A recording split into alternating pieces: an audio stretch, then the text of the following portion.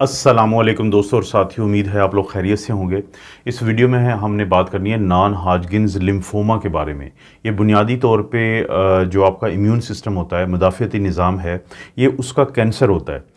इसकी डिटेल में जाने से पहले मैं एक वाक़या बताऊँगा, उसमें कुछ चीदा चीदा बातें भी होंगी और जिससे आपको बहुत हद तक अंदाज़ा हो जाएगा कि ये क्या चीज़ है और ज़िंदगी से इसका क्या ताल्लुक़ है, और उसके आखिर में कुछ मज़ीद पॉइंट्स को मैं एक्सप्लेन कर दूँगा। देखें, जिधर मैं रहता हूँ वहाँ पे अक्सर दोस्तों के साथ रेस्टोरेंट्स वगैरह पे बैठे हुए चाय शाय पीते हुए हमें अंदाज़ा हुआ है, मुझे और मैंने अपने दोस्तों से जब डिस्कस किया तो हमारे मोहल्ले के एक शख्स हैं कि मैंने नोट किया कि उनका वज़न कम हो गया है और कुछ ही अरसे में कम हुआ है। यानी बाज़ औक़ात आप अपना खुद वज़न कम करते हैं और बाज़ औक़ात इतनी जल्दी किसी का वज़न कम होता है कि सब लोग महसूस करते हैं कि इसके वज़न को क्या हुआ। जब मैंने अपने दोस्तों से ये बात डिस्कस की तो उन्होंने भी इस चीज़ को कन्फर्म किया। तो 2-4 लोगों का हवाला दे के 2-4 लोगों के ज़रिए मैंने उस बंदे के साथ जिसका वज़न कम नज़र आ रहा था बहुत ज़्यादा, तो उससे एक मीटिंग मैंने फ़िक्स की। तो हम बैठे ऐसे ही रेस्टोरेंट पे, मैंने उनसे थोड़ा-सा डिटेल पूछी क्योंकि वो मुझे पर्सनली जानते थे, मैं भी उनको जानता था। लेकिन किसी की जो सेहत होती है वो उसका बुनियादी एक ऐसी चीज़ होती है जिस पे बात करने से पहले आपको बड़ा सोचना पड़ता है। तो ख़ैर उनको भी अंदाज़ा हो गया था कि मैं कंसर्न हूँ उनके वेट लॉस की वजह से।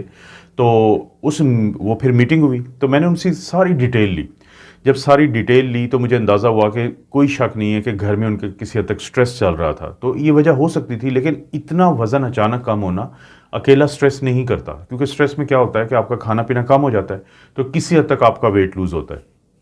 फिर लेकिन बातों ही बातों में उन्होंने ज़िक्र किया कि उनकी जो ग्रॉइन है, ग्रॉइन किसे कहते हैं कि हमारी जो टाँगें हैं, इनका ऊपर का हिस्सा अंदर वाली साइड पे जो दोनों साइड पे है, उसे ग्रॉइन कहते हैं। तो उनका जो लेफ़्ट साइड का, बाईं साइड का ग्रॉइन का एरिया है, वहाँ पे एक गिल्टी है।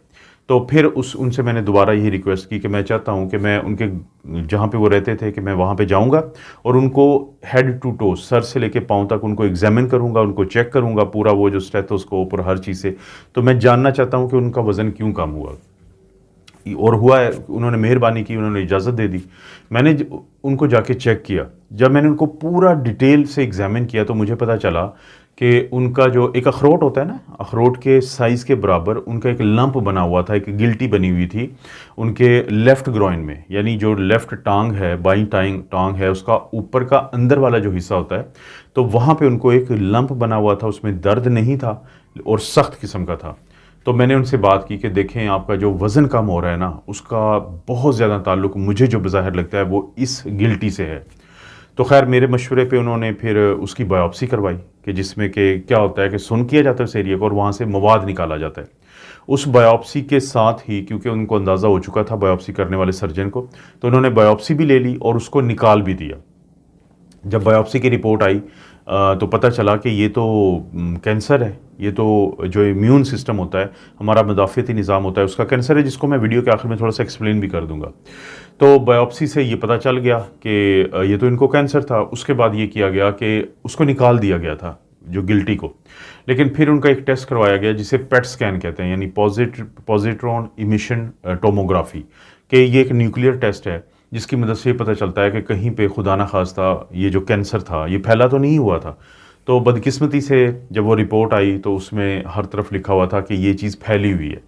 उनके दोस्तों से मैंने फिर मीटिंग हुई और उनको बहुत क्लियरली बता दिया, क्योंकि ये जो शख्स जिनकी मैं बात कर रहा हूँ, ये डिटरमिन्ड थे कि मैंने कीमोथेरेपी नहीं करवानी, जो मर्ज़ी हो जाए।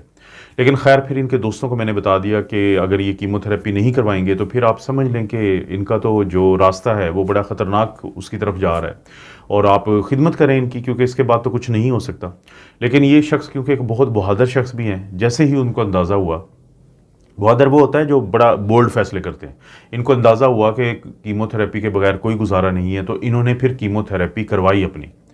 अब उनके 7 सेशन हुए हैं पिछले दिनों और उसके बाद से माशाल्लाह वो बिल्कुल नॉर्मल लाइफ है उनकी और वज़न उनका वापस आ गया है। ज़िंदगी की तरफ वो लौट आए हैं। वो बिल्कुल जैसे वो पहले लाइफ थी उनकी, वैसे ही उनकी वो लाइफ है। और वो बहुत ज़्यादा रिगार्ड करते हैं इस लिहाज से मेरा कि मैंने आउट ऑफ नोवेयर, मैंने उनको सिर्फ गली में चलते हुए देख के एक चीज़ को नोट किया, अपने दोस्तों से डिस्कस किया, कुछ लोगों से बात करके उनसे मीटिंग फ़िक्स की और इस तरीके से हमारा ये काम शुरू हुआ और अल्हम्दुलिल्लाह वो अब इस चीज़ से निकल आए हैं। ये उनको क्या हुआ था? उनको हुआ था नॉन हाजगिन्स लिम्फोमा, ये क्या चीज़ होती है? ये हमारा जो मुदाफ़ती निज़ाम होता है, इम्यून सिस्टम, उसका कैंसर है। उसके कुछ हिस्सों का, मसलन देखें, ये जो बच्चों में टॉन्सिल बने होते हैं और एडेनोइड्स ग्लैंड्स होते हैं, ये जो गले बन जिनको, तो ये भी हमारा इम्यून सिस्टम है, लिम्फेटिक सिस्टम है। हमारी जो स्प्लीन होती है, तिल्ली, वो भी हमारा इम्यून सिस्टम का हिस्सा है। हमारे जो ये गिल्टियाँ बाज़ को छोटी छोटी बच्चों को भी वैसे बन जाती हैं, जिनको लिम्फ नोड्स कहते हैं, हमारे पूरे जिस्म में मौजूद होते हैं लिम्फ नोड्स, ये भी हमारे उस इम्यून सिस्टम का हिस्सा होते हैं। यानी हमारा ये इम्यून सिस्टम वो है जो सफ़ेद खलिए बनाता है, जिनको हम लिम्फोसाइट कहते हैं। नॉन हाजगिन्स लिम्फोमा में जो लफ्ज़ लिम्फोमा है, वहाँ से भी आपको अंदाज़ा हो जाएगा कि जो लिम्फोसाइट है ये उनका कैंसर है। दो किस्म के लिम्फोसाइट होते हैं, एक वो जो एंटीबॉडीज़ बनाते हैं उनको हम बी सेल कहते हैं, और एक वो जो डायरेक्टली जरासीम को मारते हैं उनको हम टी सेल कहते हैं, क्योंकि इम्यून सिस्टम का ये हिस्सा जो जरासीम के ख़िलाफ़ काम करता है। तो जो बी सेल और टी सेल जो होते हैं, इन दोनों का जब कैंसर होता है तो उसको हम लिम्फोमास कहते हैं। क्या मतलब है इसका? इसका मतलब ये है, नॉर्मली क्या होता है, नॉर्मली ये होता है कि बी और टी सेल बनते हैं, एक ख़ास अरसे के बाद ख़त्म हो जाते हैं और उनकी जगह पे नए बन जाते हैं। लेकिन जो लिम्फोमास होते हैं, ये जो कैंसर होते हैं, इसमें क्या होगा कि बेतहाशा बी और टी सेल, ख़ास तौर पे बी सेल का बहुत ज़्यादा कैंसर होता है। ये बनते हैं, लेकिन जो पहले वाले होते हैं उनको अभी उनकी उम्र पूरी नहीं हुई होती, तो हमारे ये बहुत सारे इकट्ठे हो जाते हैं। और जब ये बहुत सारे इकट्ठे होते हैं तो जो मैंने ये बताया था कि लिम्फ नोड हैं, थाइमस यहाँ पे एक होता है, इसी तरह से टॉन्सिल्स हैं, एडिनोइड्स हैं, स्प्लीन है, और लिवर भी इसमें शामिल होता है। तो वहाँ पे फिर गिल्टियाँ बन जाती हैं, लिम्फोमास बन जाते हैं। ये लिम्फोसाइट बहुत सारे वहाँ पे इकट्ठे हो जाते हैं और फिर लोगों को अलामात जन्म लेती हैं। वो अलामात क्या होती हैं? उसमें ये होता है कि किसी को अचानक बगैर किसी वजह के डाइटिंग नहीं की होती, लेकिन वज़न कम हो जाता है, बुखार रहना शुरू हो जाता है, इसी तरह से तरेलियाँ आती हैं, भूख कम हो जाती है और बहुत ज़्यादा कमज़ोरी रहना शुरू हो जाती है। और जिस्म पे कहीं ना कहीं पे, जैसे कि बगल में आर्मपिट जिसे कहते हैं, और इसी तरह से गर्दन में, इसी तरह से जो ग्रोइन का एरिया मैंने बताया, वहाँ पे गिल्टियाँ बन जाएंगी।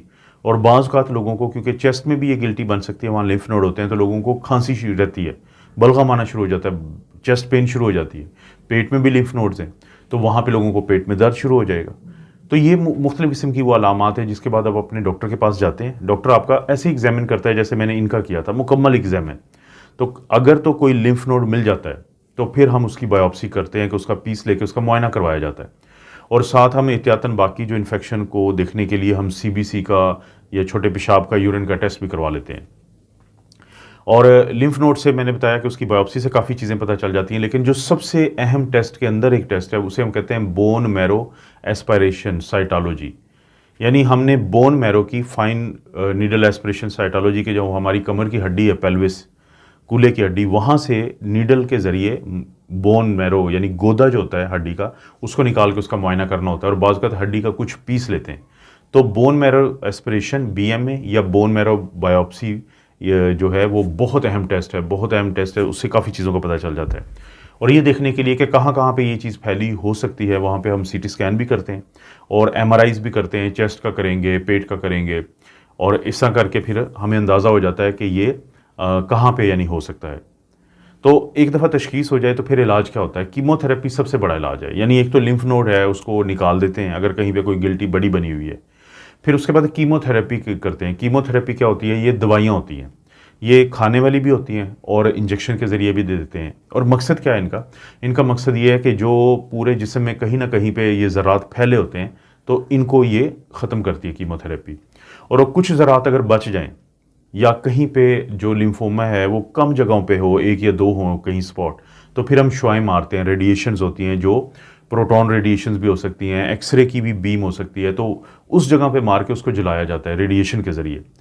तो अगर ये भी दोनों खुदा न खास्ता नाकाम हो जाएँ, तो हमारे पास फिर बोन मैरो की ट्रांसप्लांटेशन, जिसको स्टेम सेल ट्रांसप्लांट भी कहते हैं, वो भी एक हल है कि पहले हम लोगों को कीमो या रेडिएशन करेंगे, जिससे उनका इम्यून सिस्टम को हम बिठा देंगे। फिर हम नया जो बोन मैरो है उसी मरीज़ का जो सेहतमंद है कहीं पे, या किसी और डोनर का, वो मरीज़ में लगाएंगे, उसमें डालेंगे, इंजेक्ट करेंगे, ताकि वो फिर हड्डियों में जाके नए जो एक सेहतमंद बोन मैरो को जन्म देगा। ये भी कर सकते हैं। उसके अलावा फिर नई टेक्नोलॉजी भी आजकल आ रही है, जिसको एक हमारे पास होता है काइमेरिक टी रिसेप्टर। और ये जो टी सेल्स होते हैं, इसमें क्या होता है कि काइमेरिक एंटीजन रिसेप्टर, यानी ये CT CAR T cell technology है। यानी इसमें हम जिस्म से टी सेल लेंगे जो मुदाफ़िती निज़ाम का हिस्सा है, उनको तब्दील करेंगे और वो जाके हमारी तरफ से कैंसर के सेल से लड़ के उनको मारेंगे। ये भी एक टेक्नोलॉजी है। फिर एक टेक्नोलॉजी ये है कि हम क्या करते हैं कि जो हमारे ये जो कैंसर के सेल हैं, इनके अंदर कुछ तब्दीलियाँ होती हैं, तो उन तब्दीलियों को इस्तेमाल करते हुए कैंसर को ख़त्म करते हैं। ये भी एक तरीका है। और एक इम्यूनोथेरेपी होती है। इम्यूनोथेरेपी क्या होती है कि जो हमारा अपना इम्यून सिस्टम है, हम उसके अंदर कुछ ऐसी तब्दीलियाँ करते हैं कि देखें, ये जो कैंसर सेल क्या होते हैं लिम्फोमा में, हमारे इस जिस्म का हिस्सा थे, लेकिन वो कुछ ऐसी प्रोटीन बना देते हैं कि वो हमारे मुदाफ़िती निज़ाम से छुप जाते हैं और मुदाफ़िती निज़ाम को लगता है कि ये मेरे साथ का हिस्सा है। हम उनकी उस प्रोटीन को ख़त्म करते हैं, जिससे हमारा इम्यून सिस्टम समझता है कि ये दुश्मन सेल है और उनको मारता है। इसको इम्यूनोथेरेपी कहते हैं। तो ये जो बीमारी है जिसको नॉन हॉजकिन्स लिम्फोमा कहते हैं, या हमारे मुदाफ़िती निज़ाम का कैंसर है, ये एक ऐसी चीज़ है जिसको वक़्त पे पकड़ा जाए तो इसी तरीके से इंसान सेहतयाब हो सकता है जिस तरह के मैंने जिन साहब का जिक्र किया है। अगरचे वो मुझे बार बार कहते हैं कि वो चाहते हैं कि मैं चैनल के ऊपर उनका इंटरव्यू डालूं, ताकि वो लोगों को ये मैसेज दें कि बीमारी से डरना नहीं होता बल्कि लड़ना होता है। लेकिन क्योंकि एक तो चैनल का फॉर्मेट ऐसा नहीं है, दूसरा थोड़ा मेरा टाइम का इशू होता है, लेकिन मैं कोशिश करूँगा इंशाल्लाह किसी दिन उनका इंटरव्यू एक इस चैनल पर डाल दूँ, ताकि लोगों को ये मैसेज मिले कि जो बीमारियाँ होती हैं वो हमारी ज़िंदगी का हिस्सा है, लेकिन उनसे घबराना नहीं होता बल्कि उनको वक़्त पे पकड़ना होता है और उनको उनके साथ लड़ना होता है। तो उससे इंशाल्लाह लोगों को फिर फ़ायदा होता है। दोस्तों, आपको पता है इस चैनल पे इस तरह की वीडियोस मिलती रहती हैं। चैनल को लाइक करें, वीडियो को भी लाइक करें। कोई वीडियो अच्छी लगती है तो दोस्तों रिश्तेदारों से शेयर के ऑप्शन से शेयर भी कर दें। और अब अगर अभी तक आपने चैनल को नहीं सब्सक्राइब किया, तो क्योंकि इस तरह की वीडियोज़ आपको मिलती हैं बाकायदगी से, तो ज़रूर उसको सब्सक्राइब करें। आप अपना और अपनी फैमिली का ख्याल रखें। अल्लाह ताला आपको और आपकी फैमिली को हर किस्म की बुराई, बीमारी और आजमाइश से महफूज रखे।